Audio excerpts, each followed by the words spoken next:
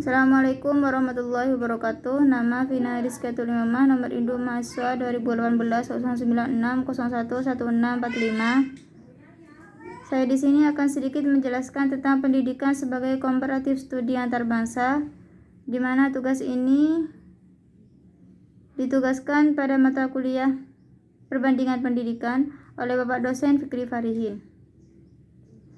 Konsep bangsa dan negara. Secara natural manusia tidak mau hidup secara menyendiri, tetapi selalu ingin hidup bersama manusia lain secara berkelompok.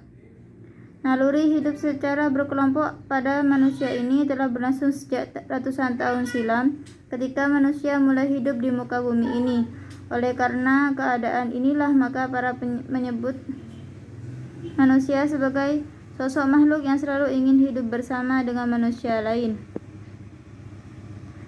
Kelompok dalam kehidupan manusia diantaranya adalah kelompok menurut kategori jenis kelamin, kategori adat istiadat, kategori ciri-ciri, kategori keimanan dan kepercayaan, kategori afiliasi politik, dan yang terakhir kategori pekerjaan.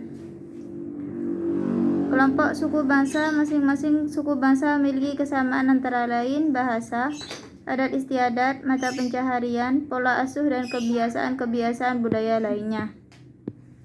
Kelompok masyarakat yang bergabung dalam aneka suku bangsa dan ras bisa membentuk menjadi satu bangsa, atau bisa berdiri sendiri menjadi bangsa yang berbeda.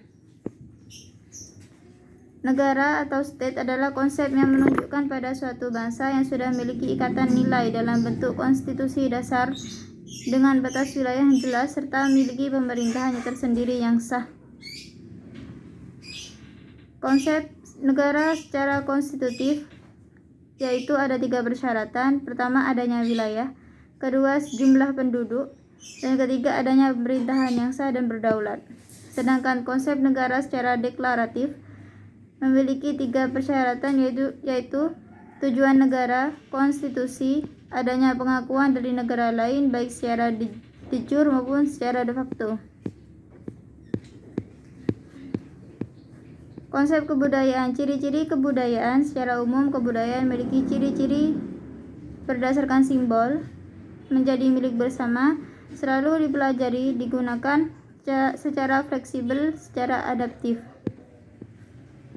Unsur budaya terdiri atas 3 lapisan. Yang pertama, ada lapisan pertama, yaitu lapisan paling luar berupa kebudayaan material. Yang kedua, berupa sistem sosial yang mewujudkan. Dan lapisan ketiga, lapisan dalam, adalah berupa sistem nilai.